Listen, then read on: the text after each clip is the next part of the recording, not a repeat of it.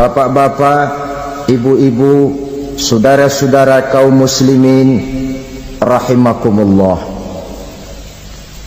Murai di dahan dan koko ayam di kandang, dunia ini penuh dengan berbagai macam kesibukan. Sejak dari petani yang turun ke ladang, pedagang yang berangkat ke pasar, pelajar yang menuju sekolah, sampai kepada pegawai yang berangkat ke kantor, seluruhnya tidak lain untuk mencari sesuatu yang bernama bahagia. Setiap orang menginginkan kebahagiaan, dan tidak seorang pun menginginkan kesengsaraan dalam kehidupan ini. Namun nyatanya tidak setiap orang yang ingin bahagia mengetahui jalan yang harus ditempuhnya untuk sampai kepada kebahagiaan itu. Maka pada kesempatan pertemuan kali ini, saya ingin menyampaikan sebuah hadis dari junjungan kita baginda Nabi besar Muhammad sallallahu alaihi wasallam yang termuat dalam kitab Mukhtarul Ahadits An-Nabawiyah, di mana beliau bersabda, arba'un min sa'adatil mar'i. Ada 4 perkara yang merupakan tanda dari orang bahagia. Saya mau tanya, di antara saudara-saudara yang hadir di sini, apa ada yang kepengen jadi orang sengsara? Ya.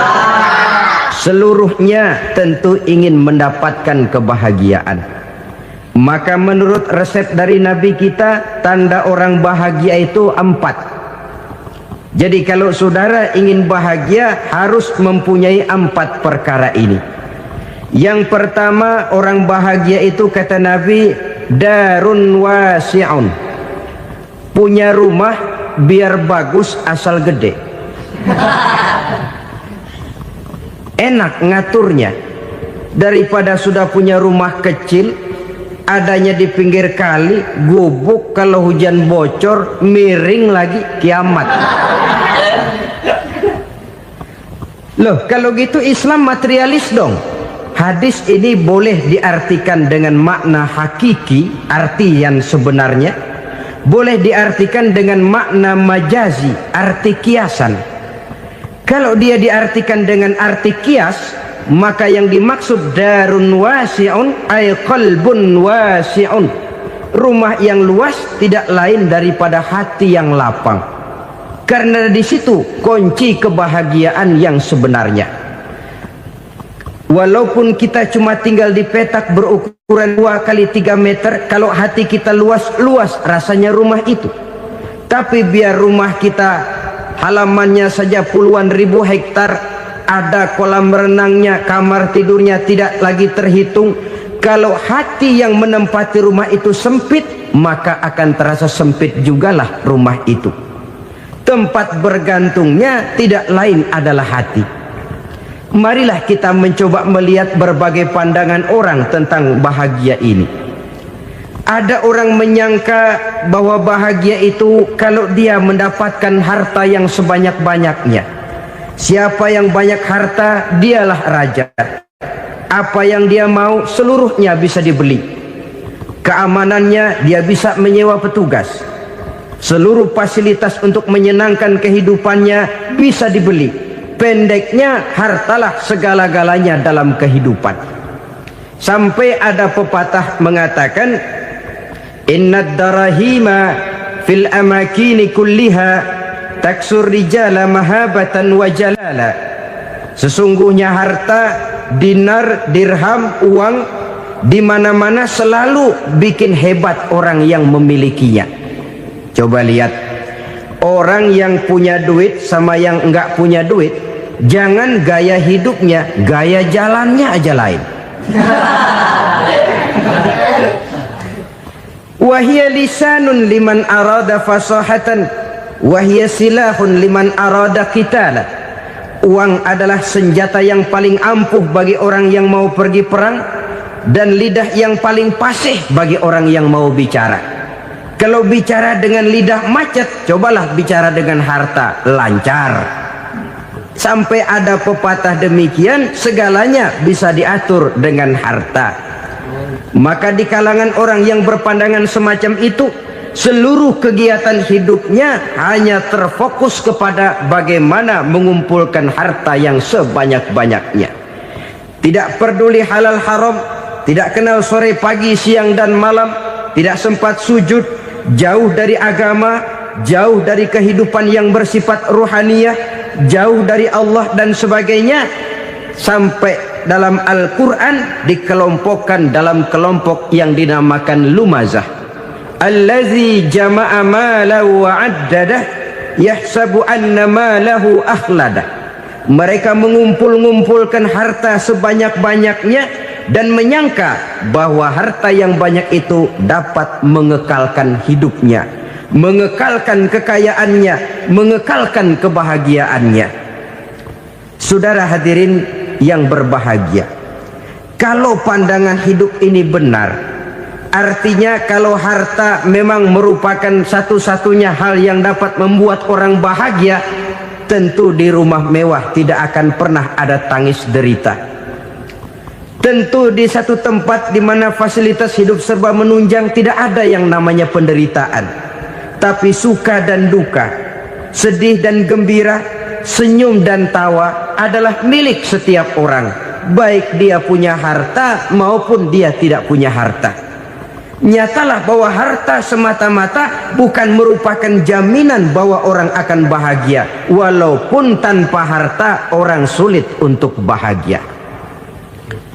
Saya mau cerita, ada orang super kaya, namanya Aristotle Onassis, raja tanker Yunani. Dia punya kapal tanker saja konon sampai 11 banyaknya. Punya perusahaan penerbangan yang disebut Olympic Airlines. Punya hotel di berbagai kota besar di dunia ini, sejak dari New York, London, Paris, Rome dan sebagainya. Bahkan punya pulau yang dia namakan Pulau Scorpio. Ini kan namanya sudah kaya nggak tanggung-tanggung, punya pulau. Nah, dia punya 2 orang anak, yang satu laki-laki namanya Alexander, yang satu perempuan namanya Maria Onassis. Seluruh harapannya tertumpah kepada anak lakinya Alexander ini, yang akan meneruskan usahanya, meneruskan kekayaannya, meneruskan dinastinya. Apa yang terjadi? Ternyata anak yang dia harapkan yang bernama Alexander ini mati muda dalam kecelakaan pada waktu dia olahraga. Apa olahraganya? Namanya olahraga anak orang kaya, golongan jet set. Olahraganya olahraga pesawat terbang. Jatuh, ya nggak kapungut, habis mati. Tinggal satu anak perempuannya, Maria Onassis. Tapi anak perempuan ini juga malah urakan. Terakhir dia pacaran, bahkan kemudian kawin sama orang Rusia. Rupanya Aristotle Onassis ini broken. Kekayaannya yang berlimpah ruah, perusahaannya yang begitu banyak, siapa yang akan meneruskan? Siapa yang akan menggantikan? Sampai kemudian dia mengurung diri di Pulau Scorpio dan mati di sana secara mengenaskan. Seorang multi jutawan, seorang yang super kaya, mati menyendiri di pulau sepi. Ibarat kata pepatah, anak ayam mati di lumbung. Bukan kekurangan makanan, keurugan makanan. Begitu kehidupan Aristotle Onassis. Dan banyak orang-orang yang sudah demikian kaya sampai dibingungkan oleh kekayaannya sendiri. Telusurilah kehidupan David Rockefeller misalnya, Henry Ford misalnya, Adnan Khashoggi misalnya. Multi jutawan yang kadang-kadang dibuat keder oleh kekayaannya sendiri. Pantas ketika Imam Ali ditawarkan orang, "Ya Ali, kalau kepadamu disuruh pilih ilmu atau harta, kau pilih mana?" Ya jelas pilih ilmu dong. Kenapa? Pertama, ilmu kalau kita berikan kepada orang lain tambah. Tapi harta kalau kita berikan kepada orang lain kurang. Saudara punya uang 10.000, dibagi orang 5.000, jelas uang saudara berkurang. Tapi saudara punya ilmu diberikan kepada orang lain bisa, saudara pun makin mantap. Tidak lantas jadi bodoh karena ngajarin orang. Saudara bisa Fatihah lalu mengajarkan orang Fatihah. Orang bisa, saudara pun makin hafal. Tidak lantas setelah diajarin orang ilmunya hilang. Begitu datang dia minta orang, tolong ajarin saya Fatihah, udah habis, nggak ada.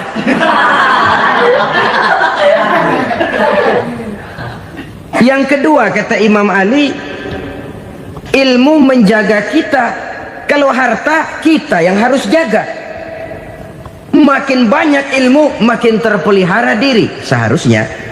Tetapi makin banyak harta, makin bingung kita jaganya. Sampai kadang-kadang kalau perlu seluruh keliling rumah dipasangi alarm. Belum cukup disewakan anjing besar-besar, pasang di depan pintu, awas anjing galak. Masih belum cukup juga, cari centeng tukang-tukang kepruk jaga rumah. Masih terasa belum aman, padahal rumahnya dikelilingi tembok besar. Di balik tembok ada pintu-pintunya tebal. Di balik pintu itu terbuka masuk kamar, kamar pun ada pintunya, pintunya pun kuat. Masuk ke dalam kamar ada lemari, lemarinya pun pintunya kuat, dikunci, kuncinya pun kuat. Tapi terhadap seluruhnya yang timbul cuma sekedar was-was saja. Kesimpulannya sekali lagi, tanpa harta orang memang sulit untuk bahagia. Tapi harta semata-mata tidak merupakan jaminan orang akan bahagia. Dengan hati yang luas, itu modal utama untuk mencapai kebahagiaan hidup. Orang yang hatinya luas, saudara-saudara, punya hati yang lapang, melihat kenyataan hidup ini, dia bersyukur senantiasa kepada Allah. Lantas tidak timbul hasud dan iri hatinya. Oleh karena itu jiwanya selalu lapang. Kalau tidak, cupik hati namanya, dangkal pandangan, tidak senang melihat orang lain dapat nikmat, dan itu sering dijadikan contoh. Kalau orang yang lapang dada, dia lihat tetangganya beli TV baru, dia berkata, alhamdulillah ya, tetangga kita beli TV, mudah-mudahan kita bisa ikut nonton. Lapang dadanya. Tapi orang yang sempit hati, lihat tetangga beli televisi, meriang. Enggak diapa-apain, meriang. Besoknya dengar tetangga beli motor, makin sakit, ke rumah sakit. Lalu di rumah sakit dengar tetangganya beli mobil, mati. Disiksa oleh perasaannya sendiri. Orang kalau hati sudah sempit dalam hidup, kemanapun dia pergi, sempit rasanya medan kehidupannya. Kemudian kita melihat juga ada orang yang menilai bahwa bahagia itu katanya kalau punya kedudukan yang tinggi, pangkat yang agung, wibawa yang besar. Mungkin betul, tapi mungkin juga tidak. Bergantung kepada hati orang yang punya pangkat itu. Sama dengan harta tadi. Harta akan membawa bahagia kalau dia jatuh ke tangan orang yang berhati lapang. Tapi harta akan jadi bencana kalau jatuh ke tangan hati orang yang sempit. Pangkat akan membawa bahaya kalau jatuh di tangan hati orang yang sempit. Lebih dari itu, kenyataan mengajarkan kepada kita bahwa ternyata pangkat dan jabatan tidak selamanya memberikan kebahagiaan dalam kehidupan. Bahkan resikonya kelewat besar. Beberapa bukti kita bisa ambil dari para pemimpin dunia yang menjadi korban lantaran pangkat dan jabatan yang disandangnya. Saudara ingat Presiden Abraham Lincoln dan John Kennedy dari Amerika? Dibunuh orang. Park Chung-hee dari Korea Selatan, Ziaur Rahman dari Bangladesh, Anwar Sadat dari Mesir, terakhir Indira Gandhi dari India, menjadi korban dari pangkat dan jabatan yang disandangnya dari orang-orang yang tidak senang dia memegang jabatan itu. Dia akan mudah mengundang bencana.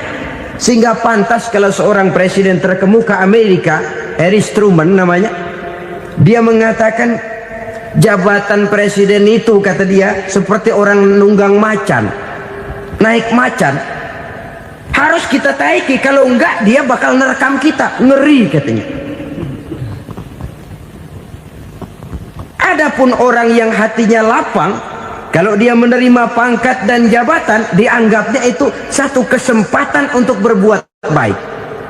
Tapi orang yang berhati sempit, menerima pangkat dan jabatan, bukan kadang-kadang menerima, malah berusaha setengah mati mencapai dengan segala cara. Kalau perlu jilat atas, jilat atas. Jadi golongan sumuhun dawu. Jadi kelompok kulon nuwun, yes sir, yang kerjanya cuma oke bos. Kalau perlu jilat atas, jilat atas. Kalau perlu injak yang bawah, injak yang bawah. Perlu sikut kiri kanan, sikut kiri kanan. Yang penting pangkat dapat, jabatan dapat. Orang yang semacam ini, kalau sudah mempunyai pangkat dan jabatan, biasanya dia tidak menganggap itu sebagai amanah, tidak menganggap sebagai kesempatan berbuat baik, tapi malah kesempatan untuk memperturutkan hawa nafsunya yang dilatar belakangi oleh kesempitan hatinya tadi. Apalagi kalau orang memperoleh pangkat karena banyak mengeluarkan uang, seakan-akan pangkat dan jabatan itu sekarang macam proyek pakai tender. Siapa yang berani bayar segini naik, nggak berani minggir. Padahal logikanya, kalau orang mencapai satu jabatan karena banyak mengeluarkan uang, hampir bisa dipastikan bahwa setelah jabatan itu dia pegang, langkah pertama yang akan dilakukannya ialah berusaha bagaimana uang yang dia keluarkan supaya kembali. Ya paling kurang pulang modal dulu dong. Soal mikirin rakyat soal nanti, tapi ini modal harus pulang. Itu celakanya kalau orang memperoleh pangkat dan jabatan cuma karena banyak mengeluarkan uang. Jarang orang yang mempunyai keyakinan dan pandangan bahwa pangkat dan jabatan merupakan amanah. Jadi sekali lagi, pangkat dan jabatan mungkin saja membawa kebahagiaan kalau jatuh ke tangan orang yang berhati lapang. Tapi bisa jadi bencana kalau dia jatuh ke tangan orang yang mempunyai hati yang sempit. Dan lagi-lagi stresnya hati yang lapang. Lalu sebagian orang, saudara, ada yang berpandangan katanya bahagia itu kalau jadi orang terkenal, mempunyai popularitas, menjadi idola di kalangan remaja, di kalangan orang tua, di segala lapisan masyarakat. Padahal makin populer orang makin terikat dia. Ya kalau macam kita ini kan nggak punya nama, nggak populer, tengah malam buta mau nongkrong di warung Tegal aman. Tapi pangkat, jabatan, kedudukan, popularitas menyebabkan kita diikat dengan berbagai macam peraturan. Cuma mandi sama ke WC saja yang nggak dikawal.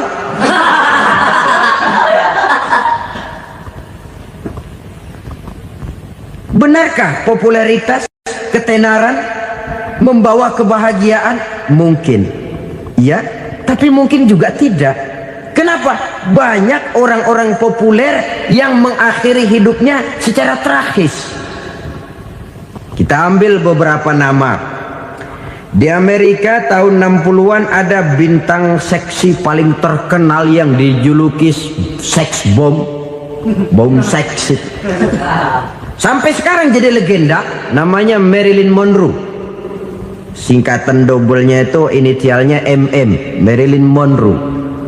Terkenal top sampai dia mati tahun 62, namanya sekarang masih saja dibicarakan orang. Kenapa dia bunuh diri? Tidak punya hartakah dia? Banyak. Kurang populerkah dia? Seluruh dunia mengenalnya. Sejak rakyat kecil sampai pejabat tinggi dia punya hubungan. Kenapa? Jenuh. Dia terlahir dalam keadaan yatim. Setelah itu tidak lama dia berangkat remaja, ibunya meninggal. Pindah dari wanita asuh ke wanita asuh sampai 12 orang ibu angkatnya.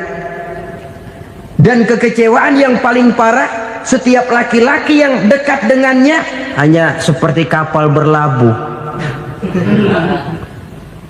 datang dan pergi silih berganti, padahal dia merindukan seseorang yang bisa melindungi hidupnya. Dia rindukan itu dan dia tidak pernah menemukan. Itu yang akhirnya menyebabkan dia minum pil tidur kelewat dosis, minum obat tidur kebanyakan, ya tidur terus sampai sekarang.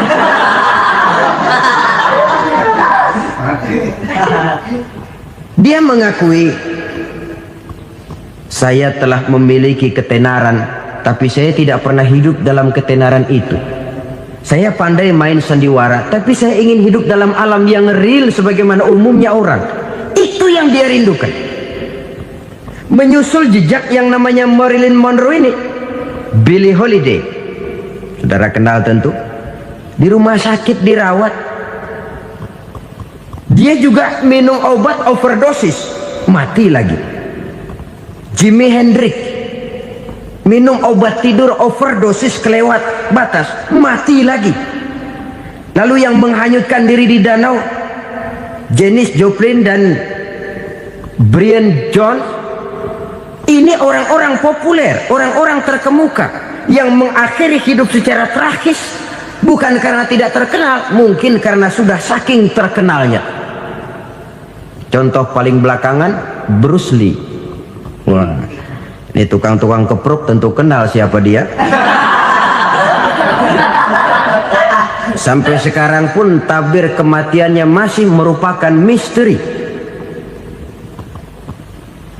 Dan yang masih hidup juga menunjukkan gejala yang aneh. Michael Jackson, rumahnya di Beverly Hills itu dijaga sedemikian rupa, dan dia selalu curiga kepada setiap makanan harus steril, bersih dari segala macam kimia. Kemana dia pergi, itu tukang-tukang kepruk sudah selalu menjaga dan mengawal, dan dia seakan takut menunjukkan mukanya yang asli. Hingga kalau tampil ke tengah di luar show, dia kadang memakai pakaian yang tidak menunjukkan dia yang sebenarnya, takut dikenali orang. Ternyata popularitas sering jadi momok yang meracuni kehidupan manusia. Oleh karena itu, benarlah junjungan kita pada saat beliau mengajarkan orang akan bahagia kalau dia mempunyai hati yang lapang. Nah, sekarang masalahnya untuk mendapatkan hati yang lapang, caranya bagaimana? Kita kembali kepada konsep Quran. Allah mengajarkan, ala inna bidzikrillahi tatmainnul qulub. Ketahuilah bahwa dengan banyak mengingat Allah, hati akan tenang, jiwa akan lapang. Dengan kata lain, dekat dengan agama, merasakan kehadiran Allah dekat dalam hidup, itu muara pertama untuk mencapai hati yang lapang. Ala inna bizikrillahi tatmainnul qulub. Jangan macam orang sekarang ingin mendapatkan ketenangan lalu tapak di puncak gunung, di gua-gua, di tempat sepi. Iyalah kalau nggak ada ular. Kalau tergigit ular berbisa, ketenangan belum, mati jelas itu. Islam positif untuk mendapatkan ketenangan. Ala inna bizikrillahi tatmainnul qulubi. Bahwa ketahuilah bahwa dengan banyak mengingat Allah, hati akan tenang, jiwa akan lapang, nuansa pikiran akan luas. Karena yang namanya bahagia ada dimanapun manusia berada. Di kampung ada bahagia, di kota ada bahagia, di ngarai, di lembah, di gunung, di hutan, di lautan, di angkasa luar, dimanapun bahagia itu ada kalau kita bermodalkan hati yang lapang ini. Dan hati akan lapang kalau kita dekat dengan agama. Dekat dengan harta buat sementara hati mungkin tenang, tapi ketenangan yang relatif dan temporer. Apalagi orang tiap kali tambah harta, tiap kali tambah rencana, itu wajar. Mungkin sebelumnya saudara berpikir, kalau punya duit 5.000 enak nih. Begitu punya duit 5.000, aduh sayang kalau 10.000 aja. Tiap kali tambah harta, tiap kali lain rencana. Makin banyak rencana, makin menjauhkan kita dari yang namanya ketenangan. Padahal ketenangan merupakan unsur utama untuk mencapai bahagia.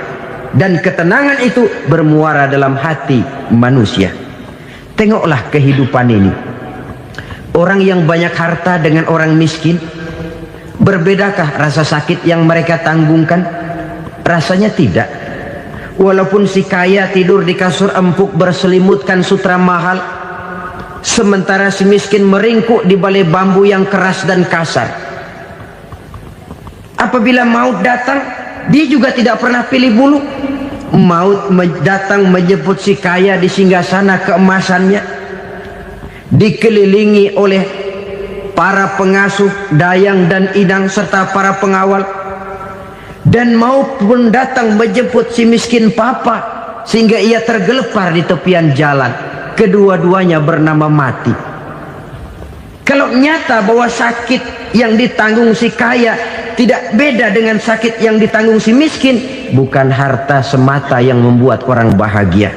Hati yang tenang, jiwa yang lapang penuh kedamaian karena banyak berzikir dan mengingat Allah, itu merupakan modal utama untuk mencapai sesuatu yang bernama bahagia.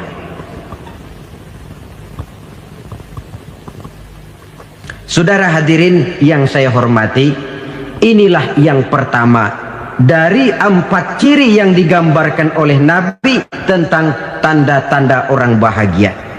Dan harus berangkat dari yang pertama ini, hati yang lapang. Ini yang harus kita miliki lebih dahulu, baru nanti akan menyusul kepada poin yang ketiga, kedua dan selanjutnya. Sebab kalau hati sudah terisi dengan jiwa yang lapang, seluruh persoalan insya Allah akan bisa kita atasi dengan sebagaimana mestinya. Yang kedua sekarang, tanda orang bahagia menurut baginda Nabi, markabun syariah. Orang bahagia itu, kata beliau, punya kendaraan biar cepat asal lancar. Artinya kemana dia mau pergi mudah. Apa maksud hadis ini? Kalau kita kaji lebih dalam, kendaraan itu kan alat transportasi. Transportasi tidak lain adalah usaha memudahkan komunikasi. Pindah dari situ kepada teori bahwa manusia adalah zon political, makhluk bermasyarakat yang tidak bisa memenuhi kebutuhan hidupnya secara sendirian.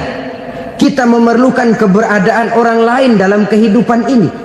Untuk memakai baju saja kita sudah perlukan petani yang tanam kapas, pabrik yang memintal kapas jadi benang, pabrik yang menenun benang jadi kain, sampai kepada mesin jahit, sampai kepada tukang jahit. Itu cuma untuk memakai pakaian saja.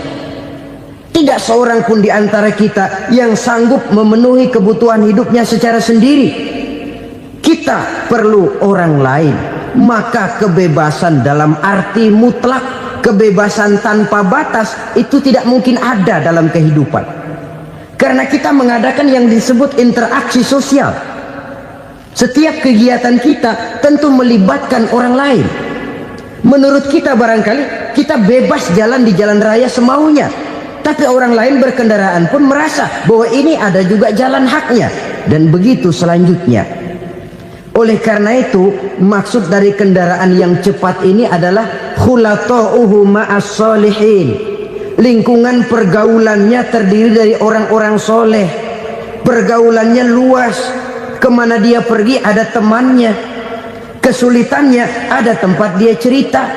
Dan kesulitan kalau sudah diceritakan kepada orang lain, taruh kata orang itu tidak bisa menolong, namun menceritakannya kepada orang yang kita percayai, kan paling kurang sudah mengurangi beban jiwa, mengurangi tanggungan batin, merasa masih ada tempat kita cerita.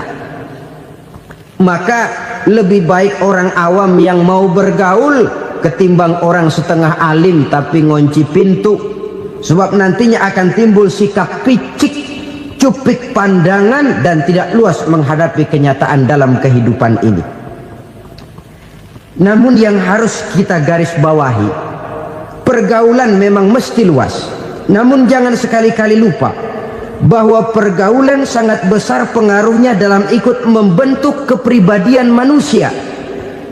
Sehari-hari bisa kita bilang, kalau kita dekat sama tukang minyak wangi, sekalipun nggak dibagi minyaknya, baunya tentu dapat. Betul? Tapi dekat sama tukang elas, walaupun nggak kena apinya, asapnya mesti kena. Kalau Syauqi mengatakan lebih jelas lagi, man asyaral asyrafa asa musyarrafan wa muasyiral anzali ghairu musyarrafin. Awalam taral jildal hakira muqabbalan bisagri lamma sara jildal mushaf. Siapa yang bergaul dengan orang mulia, dia bakal ikut menjadi mulia. Tapi siapa yang berteman dengan orang hina, dia tidak bakal ikut menjadi mulia. Tidakkah kau lihat, kata Syauqi, kulit kambing yang hina pun dicium orang ketika menjadi kantong Quran. Kulit kambing hina, kalau dia sendirian gak ada yang mau cium. Tapi begitu dia bergaul dengan Quran, menjadi kantong Quran, dipakein minyak wangi, ditaruh di tempat yang tinggi, mau diambil dicium dulu, dibawa dengan penuh hormat dan hati-hati. Kulit kambing yang hina lantaran berteman dengan Quran, numpang mujur. Tapi coba lihat kalau kulit kambing berteman dengan kayu, jadi beduk, habis. Zohor dikemplang, asar dipukul. Itu pun sedikit saja, cuma salah milih teman. Yang temannya Quran dihormati orang, yang temannya kayu lantaran jadi beduk, gelap-gelap subuh orang udah kemplangin.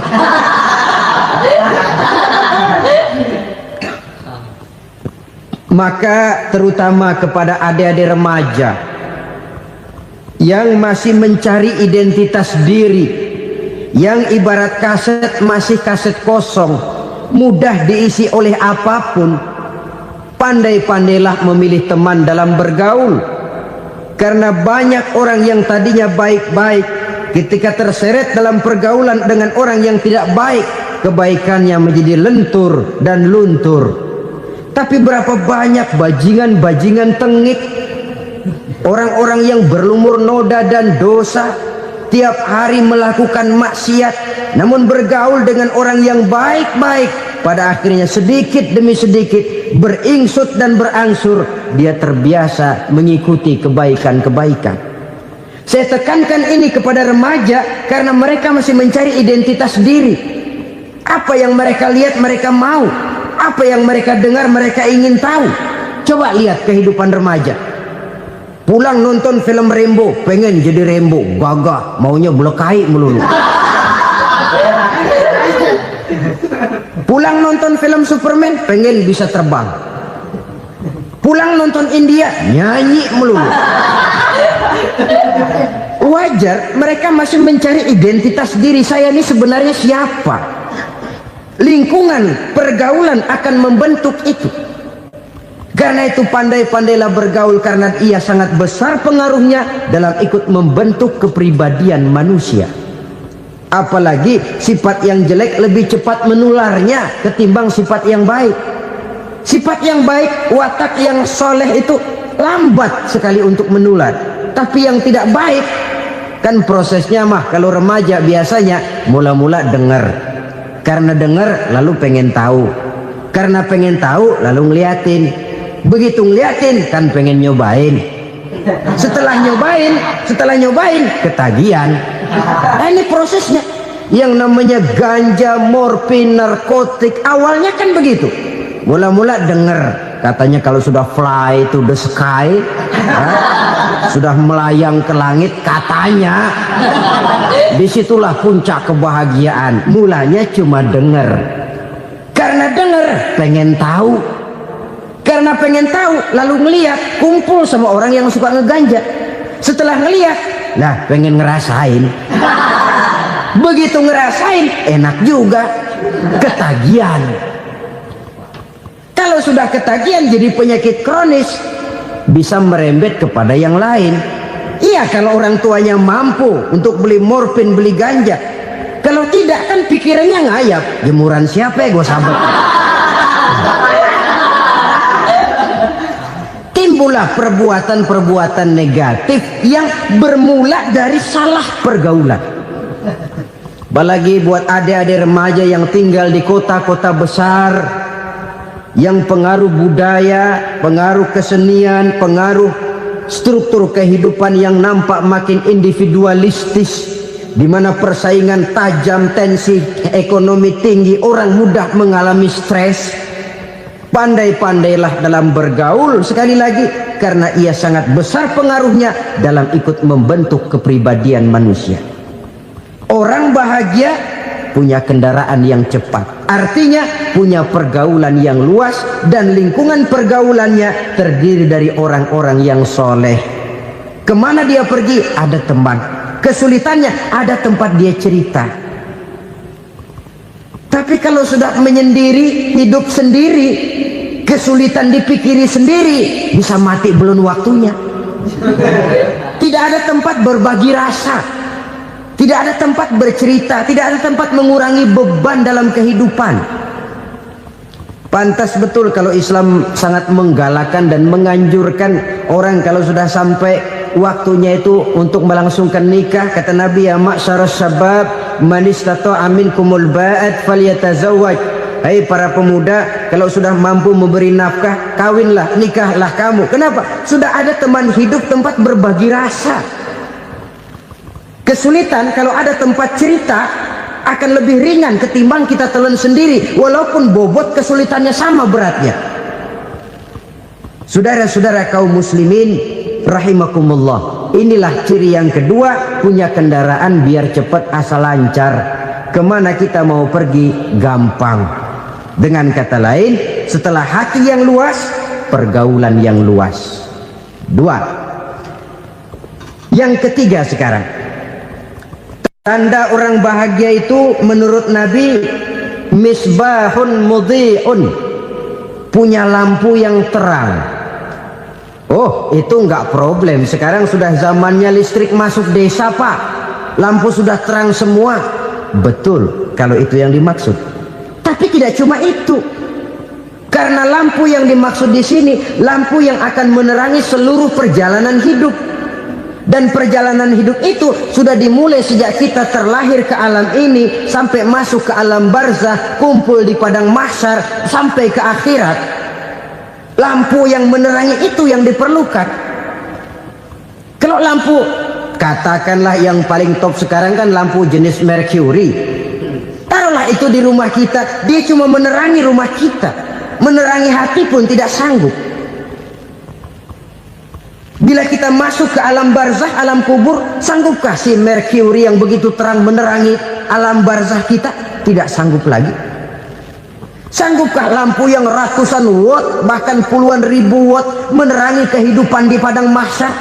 Tidak akan sanggup lagi. Kalau demikian, yang dimaksud lampu yang terang di sini apa? Tidak lain amal soleh, kebajikan yang kita lakukan dalam hidup. Itu yang akan jadi lampu penerang. Di dunia nama kita akan terang, jasad kita boleh hancur terkubur tanah, tapi nama kita akan dikenang orang. Begitulah kalau orang meninggalkan kebajikan dalam hidup seperti sekarang. Ribuan orang tiap saat berziarah ke kubur Imam Syafi'i, ke kubur Imam Malik, ke kubur Imam Ghazali, ke kubur orang yang baik-baik, orang yang soleh-soleh. Kebajikannya yang ditinggalkan, yang mengukir namanya dengan tinta emas, sehingga saudara sudah terbaring di alam kubur. Orang lewat, Allah, ini kuburannya Fulan bin Fulan, dulu ini kebaikannya Masya Allah, saya ikut merasakan. Mari kita mampir sebentar, kita Fatihah, mohon disampaikan Allah pahalanya kepada almarhum. Al-Fatihah. Itu kalau orang baik-baik. Lalu saudara tanya, Pak, orang mati dikirimin Fatihah apa nyampe pahalanya? Saya jawab, kalau saudara nggak percaya, mati dulu dah. Nanti saya Fatihain, tungguin di sana. Umpama nggak sampai, balik lagi kemari. Sekarang ini kan maunya otak-otakan saja. Kalau nggak masuk otak, nggak percaya. Padahal alam gaib itu nggak bisa diotak-otakin. Sama saja dengan saudara pernah dengar cerita kapal tanpa emas tenggelam kan? Pernah nggak? Di mana? Ya, di laut Masalembo. Begitu ketampung Mas tenggelam, ratusan penumpang itu terjun ke laut, dipermainkan gelombang, berjuang menghadapi maut itu. Orang lagi timbul tenggelam di lautan, dihantam ombak, kita tengokin pakai helikopter. Pak, lagi timbul tenggelam ya? Iya, tolongin. Jangan khawatir Pak, nih saya kirim intan Pak, harganya 10 juta. Kira-kira orang yang timbul tenggelam di laut seneng nggak? Tidak. Kan mahal toh intan 10 juta. Kenapa dia nggak senang? Karena intan 10 juta dalam kondisi seperti itu tidak sanggup menyelamatkan dia. Dia akan girang kalau dikirimin ban mobil bekas, dikirimin papan terentang atau bambu. Intan yang 10 juta dia nggak girang, ban mobil bekas yang 1000 perak tuh pegang, itu yang dia girang betul. Inilah sebabnya Nabi berkata, mal mayyitu fi qabrihi illa kal ghariqil mutaghawwis. Orang yang meninggal di alam kuburnya seperti orang timbul tenggelam di lautan. Yantaziru da'watan min ahli, menunggu doa dari keluarganya yang masih hidup. Duh, bapak saya sudah meninggal, saya sayang benar sama dia. Kirimin kulkas ke kuburannya Itu sama saja dengan tadi orang tenggelam di lautan dikirimi intan yang harganya 10 juta, tidak sampai. Begitulah kalau kebajikan yang kita tinggalkan dalam hidup, sudah mati pun kubur kita masih diziarahi orang. Tapi kalau jahat yang kita tinggalkan, boro-boro lah orang mau doa lewat dekat kuburan kita juga serem. Tuh bajingan no, dulu mati dipendem di situ tuh. Jangan lewat situ, ntar kesurupan, jangan. Lewat saja orang ngeri. Konon lagi membacakan Fatihah dan mengirimkan doa. Hidup pada hakikatnya adalah kesempatan untuk berbuat baik. Maka sekali kesempatan itu diberikan, manfaatkan dengan sebaiknya. Sebab kesempatan kedua tidak akan pernah ada. Kesempatan berbuat baik di sini, di akhirat sudah pembalasan namanya. Sekali kesempatan itu dicabut, dia tidak akan pernah dikembalikan lagi. Kata Iqbal, hidup tidak mundur ke belakang, Bung. Berhenti diinjak orang, mundur hancur. Tidak ada kata mundur dalam hidup ini. Berhenti diinjak orang, mundur kecebur. Tidak ada kata lain, harus maju dalam kehidupan dalam artian yang positif. Hidup adalah kesempatan untuk mengumpulkan kebajikan yang sebanyak-banyaknya. Di situ nilai daripada manusia. Sekarang ini memang nggak kelihatan kok, orang yang banyak pahala sama yang banyak dosa nggak kelihatan kok. Barangkali kalau habis bikin dosa palanya pada benjol, mungkin orang takut sama dosa. Tapi sekarang sama saja, orang yang banyak dosa dengan yang nggak banyak dosa jalan bareng dari belakang, sama, nggak kelihatan beda. Tapi ada waktunya di mana pahala memegang peranan, di mana dosa diperlihatkan. Sama saja kalau kita bawa mobil siang, lampu kan nggak begitu berfungsi. Apa lalu bilang, alah ini lampu berat-beratin, copot-copotin aja dah. Tidak perlu begitu. Kenapa? Pada satu saat malam senja akan datang. Bila matahari terbenam, senja pun datang, gelap mulai merayap, disitulah baru terasa perlunya lampu. Pahala begitu. Sekarang orang yang nggak ada pahalanya nggak kelihatan dalam kehidupan. Tapi pada satu saat senja kehidupan akan datang. Ajal merenggut nyawa, malam merayap, dan hidup mulai diliputi kegelapan di alam barzah. Dikala itu kalau nggak punya lampu, alangkah malangnya kita. Sebab amal yang baik, kata Nabi, di alam barzah itu akan diciptakan menjadi perempuan yang cantik menemani kita. Amal yang jahat akan menjadi orang yang paling jelek nemenin kita. Udah di tempat gelap yang nemenin jelek.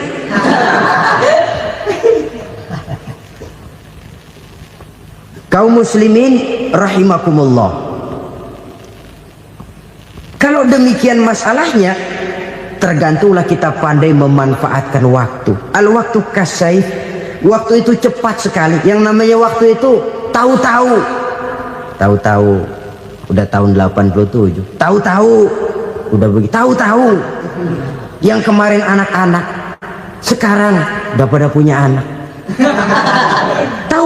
saja itu. Begitu cepat waktu berlalu. Kalau tidaklah pandai kita memanfaatkannya, akan rugi kita. Nabi bersabda, "Man kana yaumuhu khairun min amsihi fahuwa rabih." Barang siapa yang hari ini lebih baik daripada hari kemarin, itu orang untung. Hari ini lebih baik daripada kemarin. Bulan ini lebih baik dari bulan kemarin. Tahun ini lebih baik dari tahun kemarin. Itu orang yang beruntung. Tahun kemarin sembahyangnya maghrib doang, sekarang udah tambah isya. Tahun kemarin cuman Idul Fitri aja ngancem bener, sekarang udah tambah Jumat, lalu tambah lagi maghrib, tambah lagi isya, dan selanjutnya. Hari ini lebih baik daripada kemarin, itu orang yang beruntung. Wa man kana yaumuhu mislu amsihi fahuwa khasir. Lalu barang siapa yang hari ini sama saja dengan hari kemarin, itu orang rugi. Hari ini sama dengan kemarin, rugi itu. Bulan ini begitu, bulan kemarin begitu, tahun ini begitu, tahun lalu juga begitu. Rugi itu orang. Rugi apa? Rugi umur. Umur tambah, amalan gak pernah tambah. Dan saya pikir lebih merupakan azab ketimbang nikmat kalau orang dikasih panjang umur cuma untuk numpuk dosa. Mending mana? Panjang umur banyak dosa sama pendek umur dikit dosa? Mending mana? Mending mana? Ya, paling mending tentu panjang umur banyak pahala. Tapi kalau tidak, sekali lagi, lebih merupakan azab ketimbang nikmat kalau orang diberikan panjang umur tapi cuma untuk sekedar menumpuk dosa. Kehilangan kesadaran bahwa dunia bukan terminal akhir dari satu perjalanan. Dia cuma halte di mana kita berhenti sebentar untuk menuju kepada terminal yang hakiki. Saudara-saudara kaum muslimin rahimakumullah, inilah lampu yang akan menerangi kehidupan. Amal yang kita lakukan di dalam kehidupan. Jadi yang dimaksud dengan lampu yang terang, kebajikan yang kita kerjakan dalam hidup. Nah, setiap orang di awal tadi saya bilang ingin bahagia. Bahagia itu kan hakikatnya kumpulan senang dan selamat. Senang, selamat. Apa bedanya? Senang tapi tidak selamat, nggak bahagia. Selamat tapi nggak senang, nggak bahagia orang. Contoh, kalau orang korupsi, duitnya banyak, senang dia, tapi keselamatannya. Ada tentara baris di samping rumahnya udah bingung, padahal tentara latihan. Tentara cuma latihan, dia bingung. Senang, tapi karena keselamatannya tidak terjamin, dia tidak bahagia. Sebaliknya pegawai negeri jujur benar, cuma segaji-gajinya, selamat nggak korupsi, tapi melarat, ya nggak bahagia juga, kurang senang. Kesenangan dan keselamatan untuk dunia saja, ya sekali lagi, kalau cuma sekedar untuk dunia saja, bisa dibeli pakai uang. Bisa dibeli pakai uang. Saudara ingin selamat, bisa dibeli pakai uang. Saudara ingin senang, bisa dibeli dengan uang. Tapi setelah mati, masuk ke alam barzah, habis kekuasaan uang. Nggak bisa lagi beli keselamatan pakai uang. Tidak mungkin lagi membeli kesenangan dengan uang. Di situ pahala yang megang peranan. Makin banyak pahala, makin banyak saham untuk membeli kesenangan dan keselamatan, untuk memperoleh yang namanya bahagia. Dan jangan lupa loh, di alam barzah kita nggak sebentar, menunggu datangnya kiamat. Loh iya, kalau kita begitu dikuburin terus kiamat datang, untung. Tapi kalau masih harus 1000, 2000, puluhan ribu tahun yang akan datang, dalam satu penantian yang begitu lama, tanpa saham untuk memperoleh kebahagiaan, satu kemalangan yang tidak ada pernah putus-putusnya. Janganlah tergelincir oleh kebahagiaan sebentar yang menipu dengan mengorbankan kebahagiaan hakiki yang berjangka panjang. Apa artinya senyum sejenak kalau harus ditebus dengan tangis seumur hidup? Biarlah kita minum jamu, pahit memang, getir memang, tapi kan besok badan sehat. Daripada sekarang minum sirup, manis memang, enak memang, tapi bibir pada jontor besok. Sirawan, batuk, nggak karu-karuan. Banyak orang tertipu oleh kesenangan yang sebentar, padahal laisa kullu ma yalma'u zahaban. Belum tentu semua yang berkilat itu emas, belum tentu semua yang gemerlap itu intan. Karena itu marilah manfaatkan kesempatan yang diberikan Allah ini untuk mengumpulkan kebajikan yang sebanyak-banyaknya. Yang terakhir sekarang, yang keempat, tanda orang bahagia kata Nabi. Zaujatun salihah. Orang bahagia itu tanda yang keempat kata Nabi, punya istri biar cakep asal taat. Sudah surga itu, cakep taat. Istri kayak gitu, kalau belum mati jangan dikuburin dulu itu. Sudah cakep taat lagi, tapi kadang-kadang enggak, udah jelek ngadat melulu. Apa yang mau dipilih? Sebab itu Quran mengatakan istri pakaian untuk suami, suami pakaian untuk istri. Kenapa suami istri diibaratkan pakaian? Alangkah tingginya gaya bahasa Quran ini. Suami istri teman hidup, hidup perjalanan panjang. Sejak kita dalam rahim sudah ada hidup kan di sini. Sampai ke alam dunia, masuk ke alam barzah, kumpul di padang mahsyar, sampai menuju akhirat, itu perjalanan hidup. Carilah istri atau suami teman hidup yang membawa manfaat tidak hanya kehidupan di dunia ini, sampai di alam barzah, sampai di padang mahsyar. Suaminya mungkin meninggal lebih dulu, atau istrinya mungkin meninggal lebih dulu, tapi suami atau istri yang masih hidup berbuat kebajikan. Suami saya meninggal, ada hartanya, saya sedekahkan, niat pahala untuk almarhum suami saya. Ini teman hidup, tidak dibatasi dan tidak bisa dipisahkan oleh maut sekalipun. Zohirnya mungkin pisah, badannya mungkin pisah, tapi hatinya, jiwanya, kebersamaannya dalam menghadapi kehidupan. Karena itu saudara-saudara, bahasa Quran indah. Suami istri diibaratkan seperti pakaian. Apa fungsi pakaian? Pertama, pakaian jadi kebanggaan. Artinya suami harus menjadi kebanggaan istri, istri harus jadi kebanggaan suami. Yang kedua, pakaian itu kan fungsinya menutup aurat. Artinya sesama suami istri harus saling menjaga kekurangan masing-masing. Jangan malah sesama suami istri saling membongkar rahasia dan aibnya sendiri-sendiri.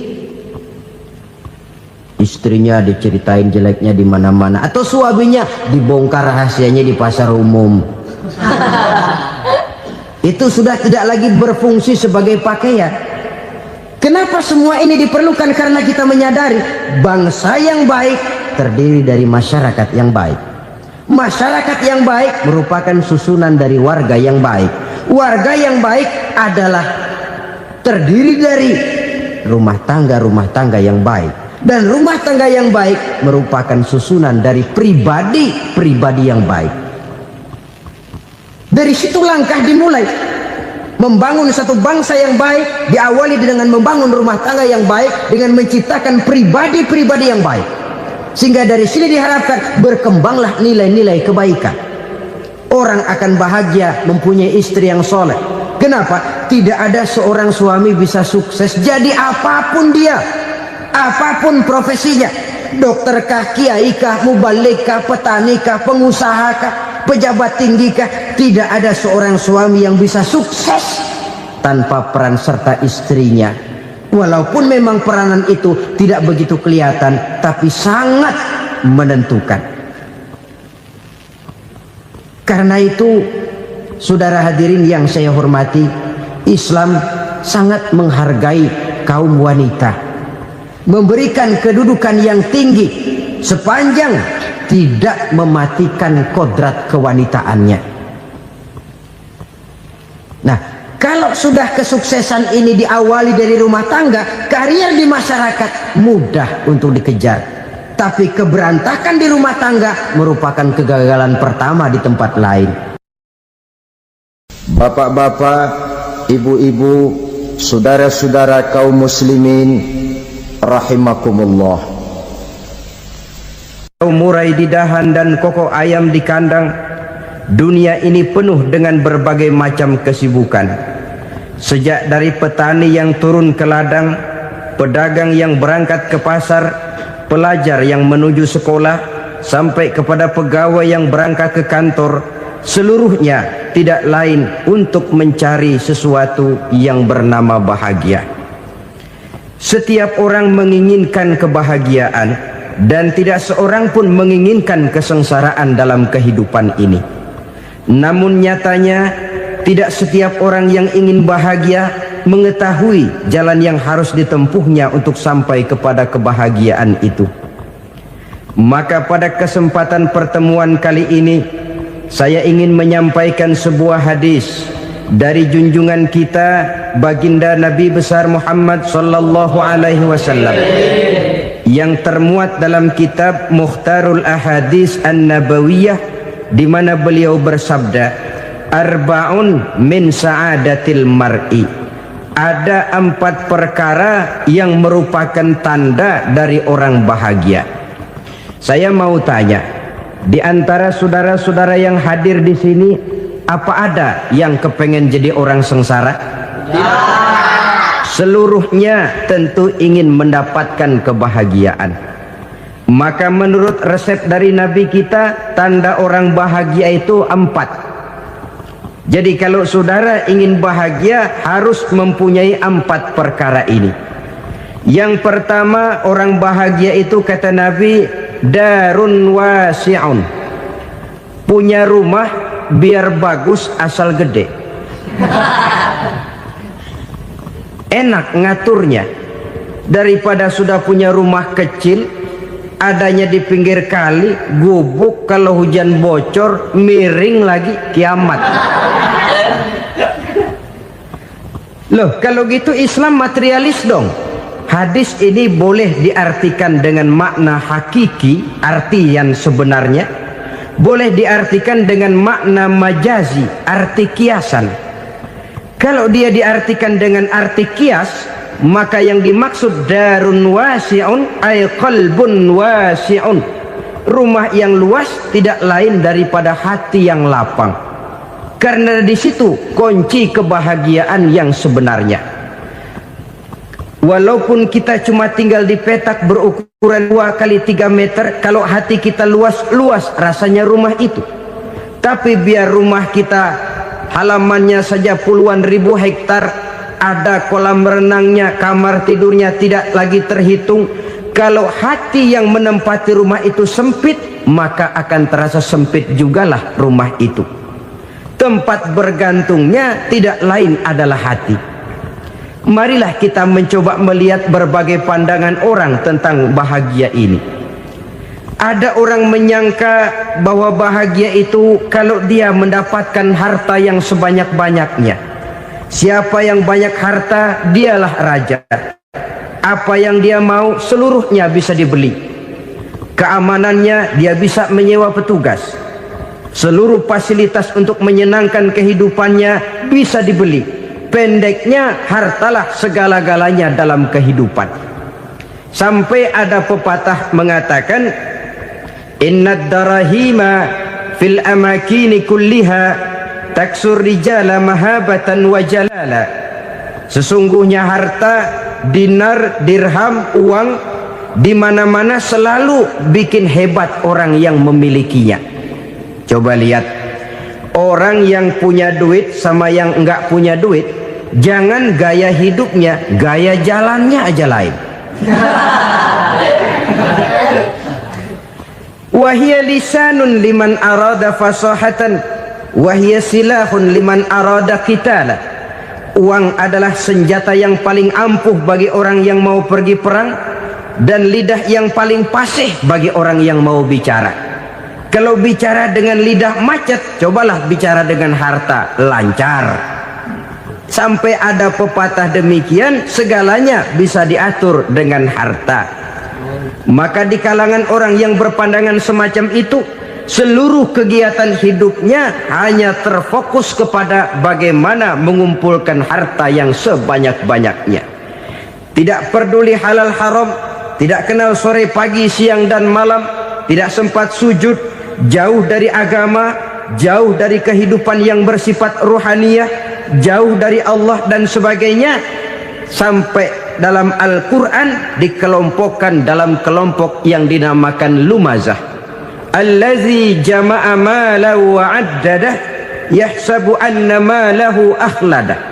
Mereka mengumpul-ngumpulkan harta sebanyak-banyaknya dan menyangka bahwa harta yang banyak itu dapat mengekalkan hidupnya, mengekalkan kekayaannya, mengekalkan kebahagiaannya. Saudara hadirin yang berbahagia, kalau pandangan hidup ini benar, artinya kalau harta memang merupakan satu-satunya hal yang dapat membuat orang bahagia, tentu di rumah mewah tidak akan pernah ada tangis derita. Tentu di satu tempat di mana fasilitas hidup serba menunjang tidak ada yang namanya penderitaan. Tapi suka dan duka, sedih dan gembira, senyum dan tawa adalah milik setiap orang, baik dia punya harta maupun dia tidak punya harta. Nyatalah bahwa harta semata-mata bukan merupakan jaminan bahwa orang akan bahagia, walaupun tanpa harta orang sulit untuk bahagia. Saya mau cerita, ada orang super kaya, namanya Aristotle Onesius, raja tanker Yunani. Dia punya kapal tanker saja konon sampai 11 banyaknya. Punya perusahaan penerbangan yang disebut Olympic Airlines, punya hotel di berbagai kota besar di dunia ini, sejak dari New York, London, Paris, Rome dan sebagainya. Bahkan punya pulau yang dia namakan Pulau Scorpio. Ini kan namanya sudah kaya nggak tanggung-tanggung, punya pulau. Nah, dia punya 2 orang anak, yang satu laki-laki namanya Alexander, yang satu perempuan namanya Maria Onesius. Seluruh harapannya tertumpah kepada anak lakinya Alexander ini, yang akan meneruskan usahanya, meneruskan kekayaannya, meneruskan dinastinya. Apa yang terjadi? Ternyata anak yang dia harapkan yang bernama Alexander ini mati muda dalam kecelakaan pada waktu dia olahraga. Apa olahraganya? Namanya olahraga anak orang kaya, golongan jet set. Olahraganya olahraga pesawat terbang. Jatuh, ya nggak kapungut, habis mati. Tinggal satu anak perempuannya, Maria Onesius. Tapi anak perempuan ini juga malah urakan. Terakhir dia pacaran, bahkan kemudian kawin sama orang Rusia. Rupanya Aristotle Onesius ini broken. Kekayaannya yang berlimpah ruah, perusahaannya yang begitu banyak, siapa yang akan meneruskan? Siapa yang akan menggantikan? Sampai kemudian dia mengurung diri di Pulau Scorpio dan mati di sana secara mengenaskan. Seorang multijutawan, seorang yang super kaya, mati menyendiri di pulau sepi. Ibarat kata pepatah, anak ayam mati di lumbung. Bukan kekurangan makanan, keurugan makanan. Begitu kehidupan Aristotle Onesius. Dan banyak orang-orang yang sudah demikian kaya sampai dibingungkan oleh kekayaannya sendiri. Telusurilah kehidupan David Rockefeller misalnya, Henry Ford misalnya, Adnan Khashoggi misalnya. Multi jutawan yang kadang-kadang dibuat keder oleh kekayaannya sendiri. Pantas ketika Imam Ali ditawarkan orang, "Ya Ali, kalau kepadamu disuruh pilih ilmu atau harta, kau pilih mana?" Ya jelas pilih ilmu dong. Kenapa? Pertama, ilmu kalau kita berikan kepada orang lain tambah. Tapi harta kalau kita berikan kepada orang lain kurang. Saudara punya uang 10.000, dibagi orang 5.000, jelas uang saudara berkurang. Tapi saudara punya ilmu, diberikan kepada orang lain bisa, saudara pun makin mantap. Tidak lantas jadi bodoh karena ngajarin orang. Saudara bisa Fatihah lalu mengajarkan orang Fatihah, orang bisa, saudara pun makin hafal. Tidak lantas setelah diajarin orang ilmunya hilang. Begitu datang dia minta orang, tolong ajarin saya Fatihah, udah habis, nggak ada.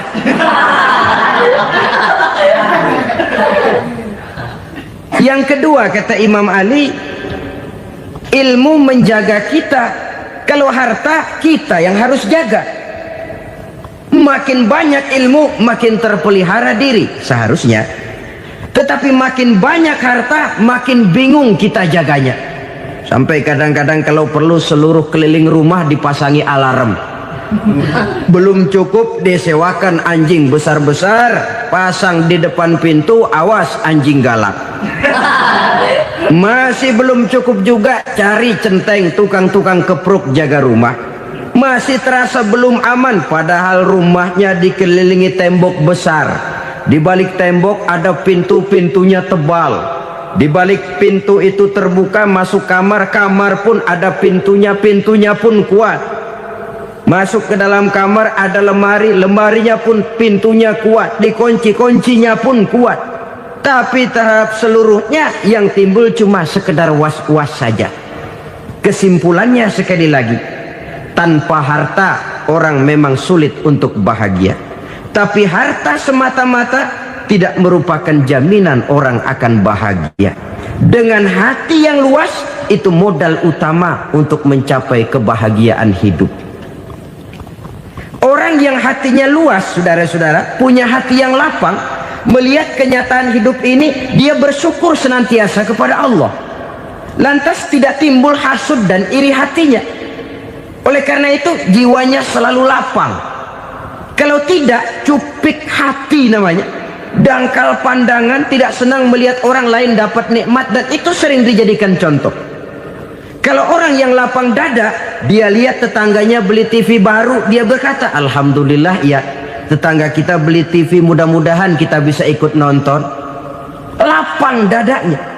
Tapi orang yang sempit hati, lihat tetangga beli televisi, meriang.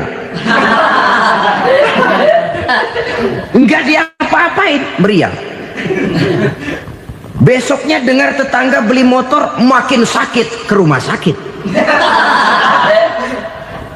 Lalu di rumah sakit dengar tetangganya beli mobil, mati. Disiksa oleh perasaannya sendiri. Orang kalau hati sudah sempit dalam hidup, kemanapun dia pergi, sempit rasanya medan kehidupannya. Kemudian kita melihat juga ada orang yang menilai bahwa bahagia itu katanya kalau punya kedudukan yang tinggi, pangkat yang agung, wibawa yang besar. Mungkin betul, tapi mungkin juga tidak. Bergantung kepada hati orang yang punya pangkat itu. Sama dengan harta tadi. Harta akan membawa bahagia kalau dia jatuh ke tangan orang yang berhati lapang. Tapi harta akan jadi bencana kalau jatuh ke tangan hati orang yang sempit. Pangkat akan membawa bahaya kalau jatuh di tangan hati orang yang sempit. Lebih dari itu, kenyataan mengajarkan kepada kita bahwa ternyata pangkat dan jabatan tidak selamanya memberikan kebahagiaan dalam kehidupan. Bahkan resikonya kelewat besar. Beberapa bukti kita bisa ambil dari para pemimpin dunia yang menjadi korban lantaran pangkat dan jabatan yang disandangnya. Saudara ingat Presiden Abraham Lincoln dan John Kennedy dari Amerika? Dibunuh orang. Park Chung-hee dari Korea Selatan, Ziaur Rahman dari Bangladesh, Anwar Sadat dari Mesir, terakhir Indira Gandhi dari India, menjadi korban dari pangkat dan jabatan yang disandangnya dari orang-orang yang tidak senang dia memegang jabatan itu. Dia akan mudah mengundang bencana. Sehingga pantas kalau seorang presiden terkemuka Amerika, Harry Truman namanya, dia mengatakan jabatan presiden itu, kata dia, seperti orang nunggang macan, naik macan. Harus kita taiki, kalau enggak dia bakal nerekam kita, ngeri katanya. Adapun orang yang hatinya lapang, kalau dia menerima pangkat dan jabatan, dianggapnya itu satu kesempatan untuk berbuat baik. Tapi orang yang berhati sempit, menerima pangkat dan jabatan, bukan kadang-kadang menerima, malah berusaha setengah mati mencapai dengan segala cara. Kalau perlu jilat atas, jilat atas. Jadi golongan sumuhun dawu. Jadi kelompok kulon nuwun, yes sir, yang kerjanya cuma oke bos. Kalau perlu jilat atas, jilat atas. Kalau perlu injak yang bawah, injak yang bawah. Perlu sikut kiri kanan, sikut kiri kanan. Yang penting pangkat dapat, jabatan dapat. Orang yang semacam ini, kalau sudah mempunyai pangkat dan jabatan, biasanya dia tidak menganggap itu sebagai amanah, tidak menganggap sebagai kesempatan berbuat baik, tapi malah kesempatan untuk memperturutkan hawa nafsunya yang dilatar belakangi oleh kesempitan hatinya tadi. Apalagi kalau orang memperoleh pangkat karena banyak mengeluarkan uang, seakan-akan pangkat dan jabatan itu sekarang macam proyek pakai tender. Siapa yang berani bayar segini naik, nggak berani minggir. Padahal logikanya, kalau orang mencapai satu jabatan karena banyak mengeluarkan uang, hampir bisa dipastikan bahwa setelah jabatan itu dia pegang, langkah pertama yang akan dilakukannya ialah berusaha bagaimana uang yang dia keluarkan supaya kembali. Ya paling kurang pulang modal dulu dong.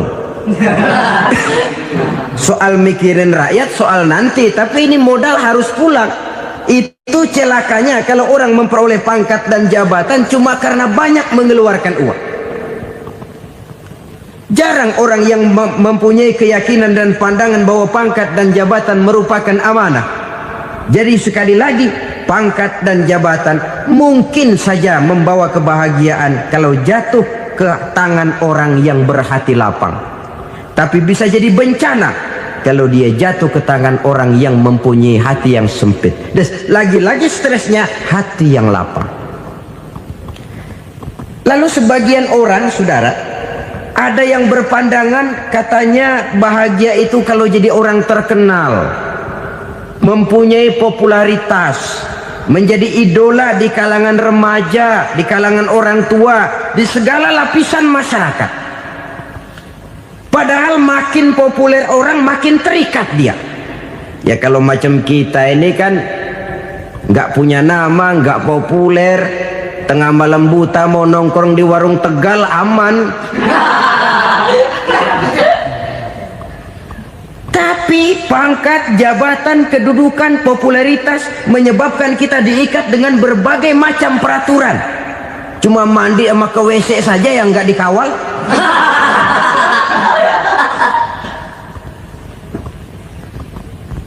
Benarkah popularitas, ketenaran membawa kebahagiaan? Mungkin. Ya, tapi mungkin juga tidak. Kenapa? Banyak orang-orang populer yang mengakhiri hidupnya secara tragis. Kita ambil beberapa nama. Di Amerika tahun 60-an ada bintang seksi paling terkenal yang dijuluki seks bom. Bom seks. Sampai sekarang jadi legenda, namanya Marilyn Monroe. Singkatan doublenya itu inisialnya MM, Marilyn Monroe. Terkenal top sampai dia mati tahun 62, namanya sekarang masih saja dibicarakan orang. Kenapa dia bunuh diri? Tidak punya hartakah dia? Banyak. Kurang populerkah dia? Seluruh dunia mengenalnya. Sejak rakyat kecil sampai pejabat tinggi dia punya hubungan. Kenapa? Jenuh. Dia terlahir dalam keadaan yatim. Setelah itu tidak lama dia berangkat remaja, ibunya meninggal. Pindah dari wanita asuh ke wanita asuh sampai 12 orang ibu angkatnya. Dan kekecewaan yang paling parah, setiap laki-laki yang dekat dengannya hanya seperti kapal berlabuh. Datang dan pergi silih berganti, padahal dia merindukan seseorang yang bisa melindungi hidupnya. Dia rindukan itu dan dia tidak pernah menemukan. Itu yang akhirnya menyebabkan dia minum pil tidur kelewat dosis, minum obat tidur kebanyakan, ya tidur terus sampai sekarang.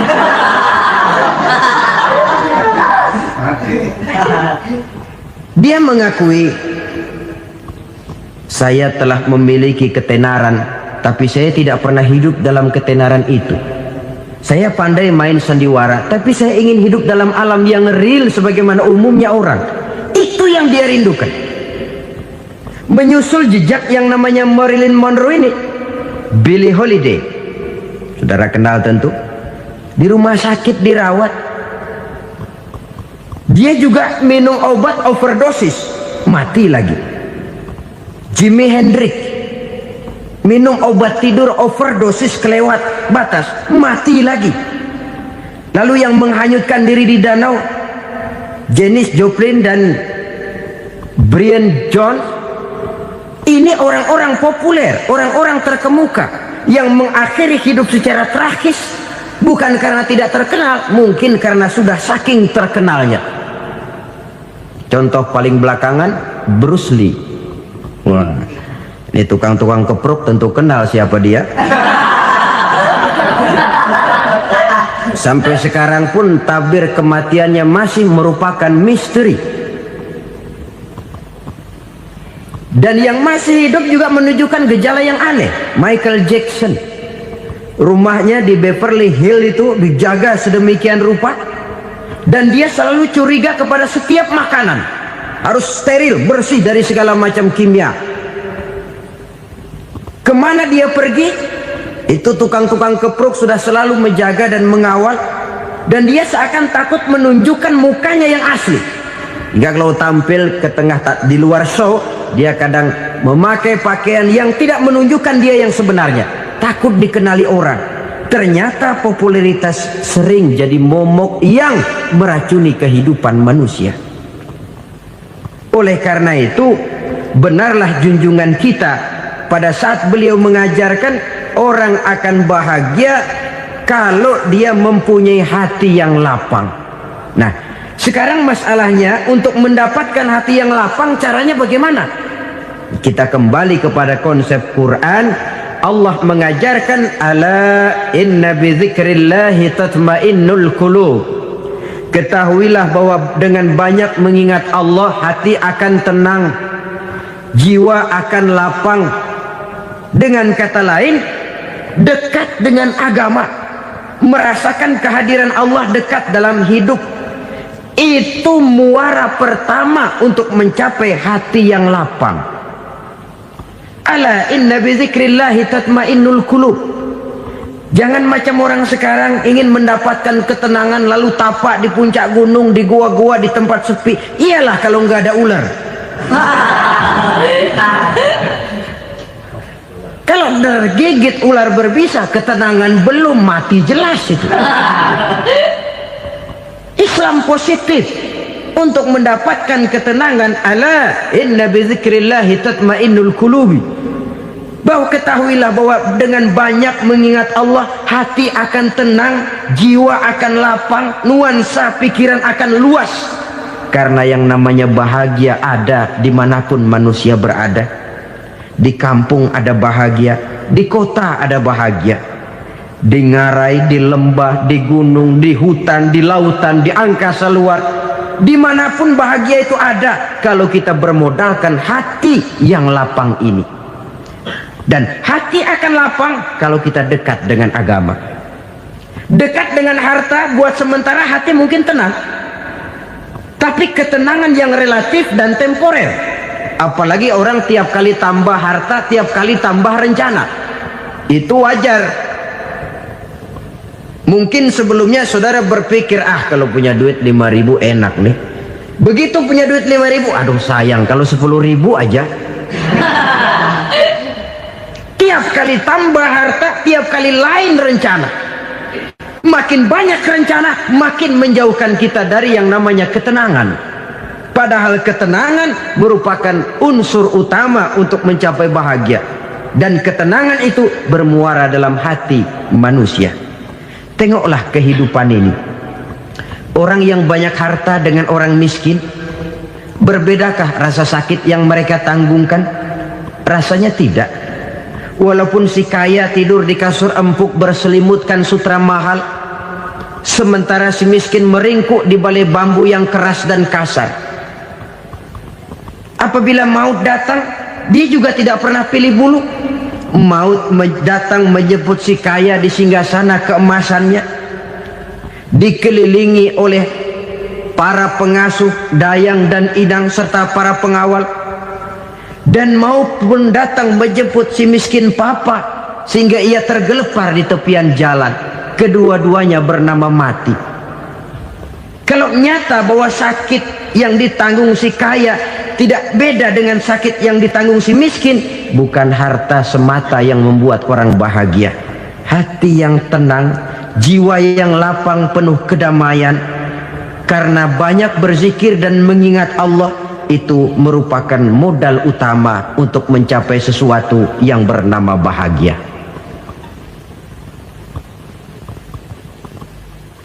Saudara hadirin yang saya hormati, inilah yang pertama dari 4 ciri yang digambarkan oleh Nabi tentang tanda-tanda orang bahagia. Dan harus berangkat dari yang pertama ini, hati yang lapang. Ini yang harus kita miliki lebih dahulu, baru nanti akan menyusul kepada poin yang ketiga, kedua dan selanjutnya. Sebab kalau hati sudah terisi dengan jiwa yang lapang, seluruh persoalan insya Allah akan bisa kita atasi dengan sebagaimana mestinya. Yang kedua sekarang, tanda orang bahagia menurut baginda Nabi, markabun syariah. Orang bahagia itu, kata beliau, punya kendaraan biar cepat asal lancar. Artinya kemana dia mau pergi mudah. Apa maksud hadis ini? Kalau kita kaji lebih dalam, kendaraan itu kan alat transportasi. Transportasi tidak lain adalah usaha memudahkan komunikasi.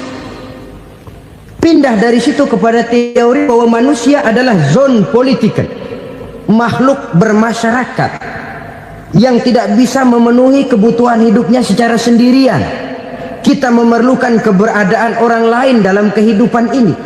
Untuk memakai baju saja kita sudah perlukan petani yang tanam kapas, pabrik yang memintal kapas jadi benang, pabrik yang menenun benang jadi kain, sampai kepada mesin jahit, sampai kepada tukang jahit. Itu cuma untuk memakai pakaian saja. Tidak seorang pun di antara kita yang sanggup memenuhi kebutuhan hidupnya secara sendiri. Kita perlu orang lain. Maka kebebasan dalam arti mutlak, kebebasan tanpa batas, itu tidak mungkin ada dalam kehidupan. Karena kita mengadakan yang disebut interaksi sosial. Setiap kegiatan kita tentu melibatkan orang lain. Menurut kita barangkali kita bebas jalan di jalan raya semaunya, tapi orang lain berkendaraan pun merasa bahwa ini ada juga jalan haknya, dan begitu selanjutnya. Oleh karena itu, maksud dari kendaraan yang cepat ini adalah khulata'uhu ma'as solihin. Lingkungan pergaulannya terdiri dari orang-orang soleh. Pergaulannya luas. Kemana dia pergi ada temannya. Kesulitannya ada tempat dia cerita.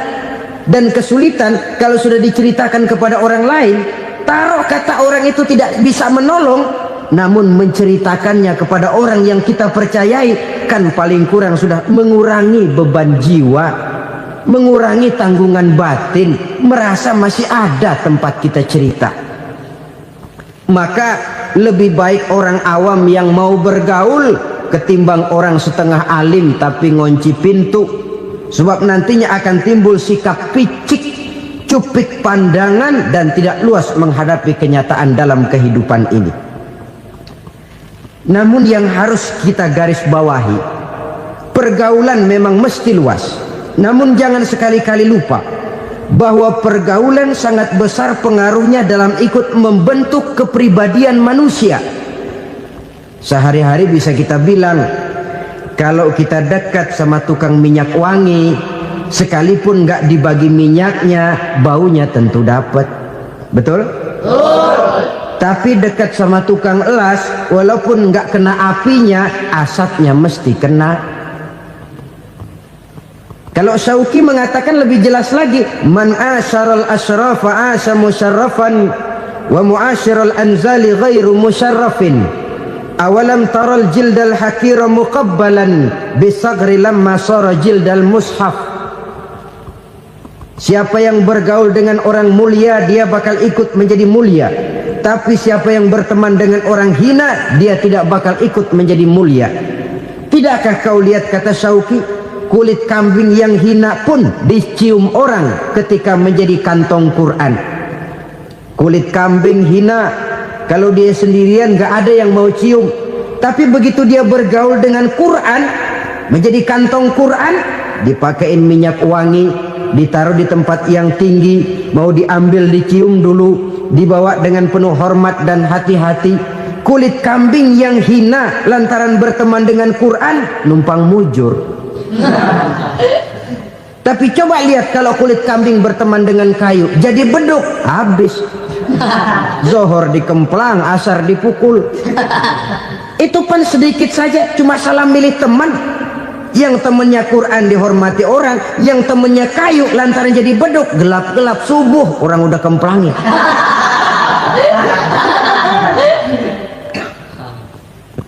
Maka terutama kepada adik-adik remaja yang masih mencari identitas diri, yang ibarat kaset masih kaset kosong, mudah diisi oleh apapun, pandai-pandailah memilih teman dalam bergaul.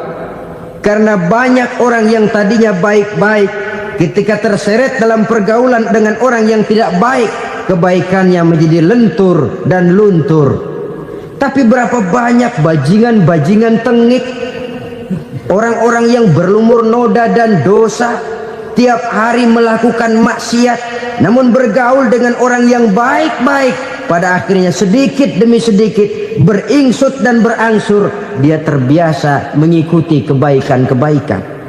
Saya tekankan ini kepada remaja karena mereka masih mencari identitas diri. Apa yang mereka lihat mereka mau, apa yang mereka dengar mereka ingin tahu. Coba lihat kehidupan remaja. Pulang nonton film Rambo, pengen jadi Rambo, gagah, maunya belekai melulu. Pulang nonton film Superman, pengen bisa terbang. Pulang nonton India, nyanyi melulu. Wajar, mereka masih mencari identitas diri. Saya ini sebenarnya siapa? Lingkungan, pergaulan akan membentuk itu. Karena itu pandai-pandailah bergaul, karena ia sangat besar pengaruhnya dalam ikut membentuk kepribadian manusia. Apalagi sifat yang jelek lebih cepat menularnya ketimbang sifat yang baik. Sifat yang baik, watak yang soleh itu lambat sekali untuk menular. Tapi yang tidak baik, kan prosesnya mah kalau remaja biasanya mula-mula dengar. Karena dengar lalu pengen tahu. Karena pengen tahu lalu ngeliatin. Begitu ngeliatin kan pengen nyobain. Setelah nyobain ketagihan. Nah, ini prosesnya. Yang namanya ganja, morfin, narkotik, awalnya kan begitu. Mula-mula dengar, katanya kalau sudah fly to the sky, sudah melayang ke langit, katanya disitulah puncak kebahagiaan. Mulanya cuma dengar. Karena dengar pengen tahu. Karena pengen tahu lalu ngeliat, kumpul sama orang yang suka ngeganja. Setelah ngeliat, nah pengen ngerasain. Begitu ngerasain enak juga, ketagihan. Kalau sudah ketagihan jadi penyakit kronis, bisa merembet kepada yang lain. Iya, kalau orang tuanya mampu untuk beli morfin, beli ganja. Kalau tidak kan pikirannya ngayap, jemuran siapa ya gue sahabat.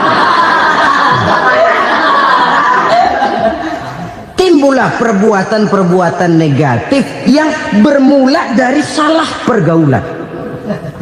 Apalagi buat adik-adik remaja yang tinggal di kota-kota besar, yang pengaruh budaya, pengaruh kesenian, pengaruh struktur kehidupan yang nampak makin individualistis, di mana persaingan tajam, tensi ekonomi tinggi, orang mudah mengalami stres. Pandai-pandailah dalam bergaul, sekali lagi, karena ia sangat besar pengaruhnya dalam ikut membentuk kepribadian manusia. Orang bahagia punya kendaraan yang cepat, artinya punya pergaulan yang luas, dan lingkungan pergaulannya terdiri dari orang-orang yang soleh. Kemana dia pergi, ada teman. Kesulitannya, ada tempat dia cerita. Tapi kalau sudah menyendiri, hidup sendiri, kesulitan dipikiri sendiri, bisa mati belum waktunya. Tidak ada tempat berbagi rasa, tidak ada tempat bercerita, tidak ada tempat mengurangi beban dalam kehidupan. Pantas betul kalau Islam sangat menggalakkan dan menganjurkan orang kalau sudah sampai waktunya itu untuk melangsungkan nikah. Kata Nabi, ya ma'syarus syabab man istata'a minkumul ba'at falyatazawwaj. Hai para pemuda, kalau sudah mampu memberi nafkah, kawinlah, nikahlah kamu. Kenapa? Sudah ada teman hidup, tempat berbagi rasa. Kesulitan kalau ada tempat cerita akan lebih ringan ketimbang kita telan sendiri, walaupun bobot kesulitannya sama beratnya. Saudara-saudara kaum muslimin rahimakumullah, inilah ciri yang kedua, punya kendaraan biar cepat asal lancar. Kemana kita mau pergi gampang. Dengan kata lain, setelah hati yang luas, pergaulan yang luas. Dua.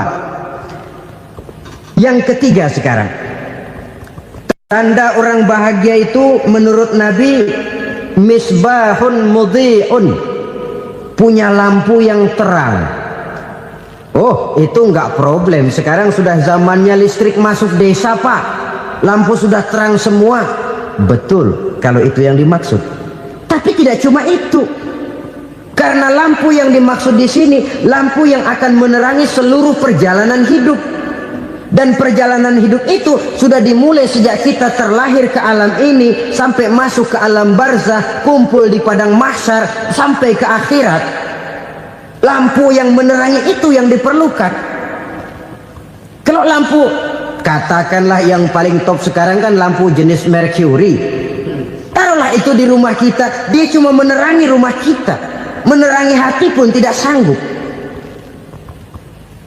Bila kita masuk ke alam barzah, alam kubur, sanggupkah si Mercury yang begitu terang menerangi alam barzah kita? Tidak sanggup lagi. Sanggupkah lampu yang ratusan watt, bahkan puluhan ribu watt menerangi kehidupan di padang mahsyar? Tidak akan sanggup lagi. Kalau demikian, yang dimaksud lampu yang terang di sini apa? Tidak lain amal soleh, kebajikan yang kita lakukan dalam hidup. Itu yang akan jadi lampu penerang. Di dunia nama kita akan terang, jasad kita boleh hancur terkubur tanah, tapi nama kita akan dikenang orang. Begitulah kalau orang meninggalkan kebajikan dalam hidup seperti sekarang. Ribuan orang tiap saat berziarah ke kubur Imam Syafi'i, ke kubur Imam Malik, ke kubur Imam Ghazali, ke kubur orang yang baik-baik, orang yang soleh-soleh. Kebajikannya yang ditinggalkan, yang mengukir namanya dengan tinta emas, sehingga saudara sudah terbaring di alam kubur. Orang lewat, Allah, ini kuburannya Fulan bin Fulan, dulu ini kebaikannya Masya Allah, saya ikut merasakan. Mari kita mampir sebentar, kita Fatihah, mohon disampaikan Allah pahalanya kepada almarhum. Al-Fatihah. Itu kalau orang baik-baik.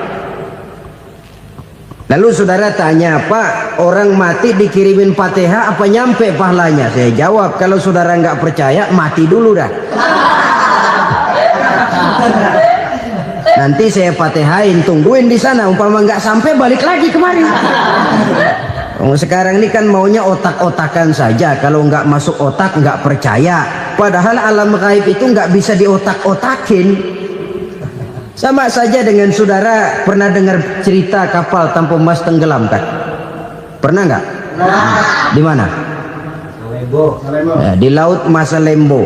Begitu ke tanpa emas tenggelam, ratusan penumpang itu terjun ke laut, dipermainkan gelombang, berjuang menghadapi maut itu. Orang lagi timbul tenggelam di lautan, dihantam ombak, kita tengokin pakai helikopter.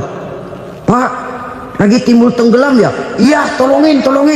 Jangan khawatir Pak, nih saya kirim Intan Pak, harganya 10 juta. Kira-kira orang yang timbul tenggelam di laut seneng nggak? Kan mahal toh Intan 10 juta.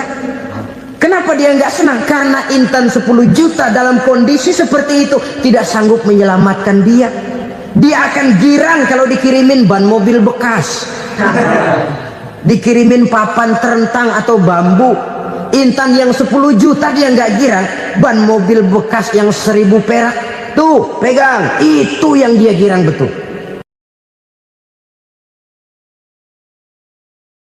Sesungguhnya harta, dinar, dirham, uang di mana-mana selalu bikin hebat orang yang memilikinya. Coba lihat orang yang punya duit sama yang enggak punya duit, jangan gaya hidupnya, gaya jalannya aja lain. Bapak-bapak, ibu-ibu, saudara-saudara kaum muslimin rahimakumullah. Murai di dahan dan koko ayam di kandang, dunia ini penuh dengan berbagai macam kesibukan. Sejak dari petani yang turun ke ladang, pedagang yang berangkat ke pasar, pelajar yang menuju sekolah, sampai kepada pegawai yang berangkat ke kantor, seluruhnya tidak lain untuk mencari sesuatu yang bernama bahagia. Setiap orang menginginkan kebahagiaan, dan tidak seorang pun menginginkan kesengsaraan dalam kehidupan ini. Namun nyatanya tidak setiap orang yang ingin bahagia mengetahui jalan yang harus ditempuhnya untuk sampai kepada kebahagiaan itu. Maka pada kesempatan pertemuan kali ini saya ingin menyampaikan sebuah hadis dari junjungan kita baginda Nabi besar Muhammad sallallahu alaihi wasallam yang termuat dalam kitab Mukhtarul Ahadits An-Nabawiyah, di mana beliau bersabda, arba'un min sa'adatil mar'i. Ada 4 perkara yang merupakan tanda dari orang bahagia. Saya mau tanya, di antara saudara-saudara yang hadir di sini, apa ada yang kepengen jadi orang sengsara? Seluruhnya tentu ingin mendapatkan kebahagiaan. Maka menurut resep dari Nabi kita, tanda orang bahagia itu 4. Jadi kalau saudara ingin bahagia, harus mempunyai 4 perkara ini. Yang pertama, orang bahagia itu kata Nabi, darun wasi'un. Punya rumah biar bagus asal gede. Enak ngaturnya, daripada sudah punya rumah kecil adanya di pinggir kali, gubuk, kalau hujan bocor miring lagi, kiamat. Loh, kalau gitu Islam materialis dong.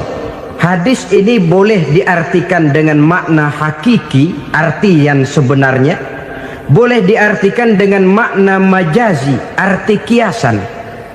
Kalau dia diartikan dengan arti kias, maka yang dimaksud darun wasi'un ay qalbun wasi'un. Rumah yang luas tidak lain daripada hati yang lapang. Karena di situ kunci kebahagiaan yang sebenarnya. Walaupun kita cuma tinggal di petak berukuran 2 kali 3 meter, kalau hati kita luas rasanya rumah itu. Tapi biar rumah kita halamannya saja puluhan ribu hektar, ada kolam renangnya, kamar tidurnya tidak lagi terhitung. Kalau hati yang menempati rumah itu sempit, maka akan terasa sempit jugalah rumah itu. Tempat bergantungnya tidak lain adalah hati. Marilah kita mencoba melihat berbagai pandangan orang tentang bahagia ini. Ada orang menyangka bahwa bahagia itu kalau dia mendapatkan harta yang sebanyak-banyaknya. Siapa yang banyak harta, dialah raja. Apa yang dia mau, seluruhnya bisa dibeli. Keamanannya, dia bisa menyewa petugas. Seluruh fasilitas untuk menyenangkan kehidupannya bisa dibeli. Pendeknya, hartalah segala-galanya dalam kehidupan. Sampai ada pepatah mengatakan, innad darahima fil amakini kulliha taksur rijala mahabatan wa jalala. Sesungguhnya harta, dinar, dirham, uang di mana-mana selalu bikin hebat orang yang memilikinya. Coba lihat, orang yang punya duit sama yang enggak punya duit, jangan gaya hidupnya, gaya jalannya aja lain.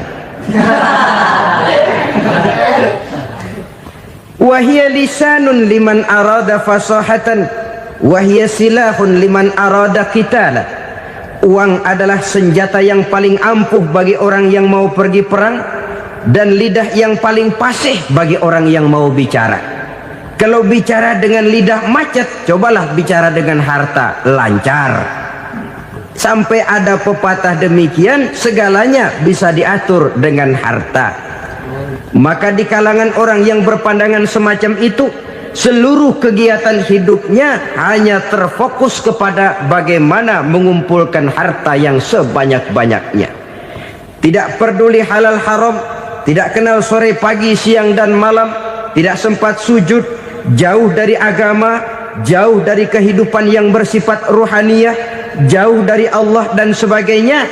Sampai dalam Al-Quran dikelompokkan dalam kelompok yang dinamakan lumazah. Allazi jama'a malahu wa addadah yahsabu anna malahu akhladah. Mereka mengumpulkan harta sebanyak-banyaknya dan menyangka bahwa harta yang banyak itu dapat mengekalkan hidupnya, mengekalkan kekayaannya, mengekalkan kebahagiaannya. Saudara hadirin yang berbahagia, kalau pandangan hidup ini benar, artinya kalau harta memang merupakan satu-satunya hal yang dapat membuat orang bahagia, tentu di rumah mewah tidak akan pernah ada tangis derita. Tentu di satu tempat di mana fasilitas hidup serba menunjang tidak ada yang namanya penderitaan. Tapi suka dan duka, sedih dan gembira, senyum dan tawa adalah milik setiap orang, baik dia punya harta maupun dia tidak punya harta. Nyatalah bahwa harta semata-mata bukan merupakan jaminan bahwa orang akan bahagia, walaupun tanpa harta orang sulit untuk bahagia. Saya mau cerita, ada orang super kaya, namanya Aristotle Onesimus, raja tanker Yunani. Dia punya kapal tanker saja konon sampai 11 banyaknya. Punya perusahaan penerbangan yang disebut Olympic Airlines. Punya hotel di berbagai kota besar di dunia ini, sejak dari New York, London, Paris, Rome dan sebagainya. Bahkan punya pulau yang dia namakan Pulau Scorpio. Ini kan namanya sudah kaya nggak tanggung-tanggung, punya pulau. Nah, dia punya 2 orang anak, yang satu laki-laki namanya Alexander, yang satu perempuan namanya Maria Onesimus. Seluruh harapannya tertumpah kepada anak lakinya Alexander ini, yang akan meneruskan usahanya, meneruskan kekayaannya, meneruskan dinastinya. Apa yang terjadi? Ternyata anak yang dia harapkan yang bernama Alexander ini mati muda dalam kecelakaan pada waktu dia olahraga. Apa olahraganya? Namanya olahraga anak orang kaya, golongan jet set. Olahraganya olahraga pesawat terbang. Jatuh, ya nggak kapungut, habis mati. Tinggal satu anak perempuannya, Maria Onesimus. Tapi anak perempuan ini juga malah urakan. Terakhir dia pacaran, bahkan kemudian kawin sama orang Rusia. Rupanya Aristotle Onesimus ini broken. Kekayaannya yang berlimpah ruah, perusahaannya yang begitu banyak, siapa yang akan meneruskan? Siapa yang akan menggantikan? Sampai kemudian dia mengurung diri di Pulau Scorpio dan mati di sana secara mengenaskan. Seorang multi jutawan, seorang yang super kaya, mati menyendiri di pulau sepi. Ibarat kata pepatah, anak ayam mati di lumbung. bukan kekurangan makanan, keurugan makanan. Begitu kehidupan Aristotle Onassis. Dan banyak orang-orang yang sudah demikian kaya sampai dibingungkan oleh kekayaannya sendiri. Telusurilah kehidupan David Rockefeller misalnya, Henry Ford misalnya, Adnan Khashoggi misalnya, multi jutawan yang kadang-kadang dibuat keder oleh kekayaannya sendiri. Pantas ketika Imam Ali ditawarkan orang, "Ya Ali, kalau kepadamu disuruh pilih ilmu atau harta, kau pilih mana?" Ya jelas pilih ilmu dong. Kenapa? Pertama, ilmu kalau kita berikan kepada orang lain tambah. Tapi harta kalau kita berikan kepada orang lain kurang. Saudara punya uang 10.000, dibagi orang 5.000, jelas uang saudara berkurang. Tapi saudara punya ilmu diberikan kepada orang lain bisa, saudara pun makin mantap. Tidak lantas jadi bodoh karena ngajarin orang. Saudara bisa Fatihah lalu mengajarkan orang Fatihah. Orang bisa, saudara pun makin hafal. Tidak lantas setelah diajarin orang ilmunya hilang. Begitu datang dia minta orang, "Tolong ajarin saya Fatihah." Udah habis, nggak ada.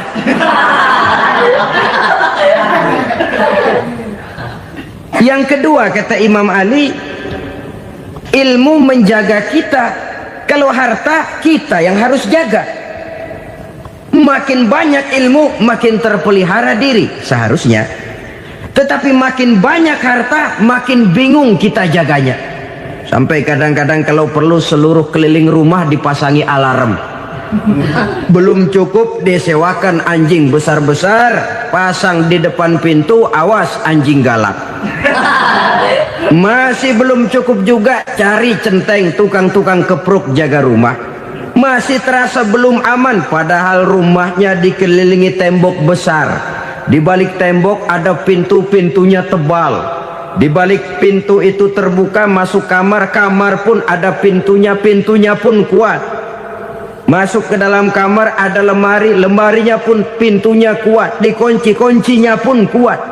Tapi terhadap seluruhnya yang timbul cuma sekedar was-was saja.